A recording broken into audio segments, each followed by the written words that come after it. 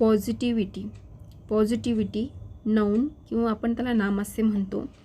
उदाहरणार्थ बघूया. Positivity is the key to success. सकारात्मकता ही यशाची गुरुकिल्ली आहे. येथे पॉझिटिव्हिटी हे एक नाउन किंवा नाम म्हणून वाक्यात आलेले आहे. नेक्स्ट आहे पॉझिटिव्ह. हे एक ॲडजेक्टिव्ह म्हणजेच विशेषण आहे.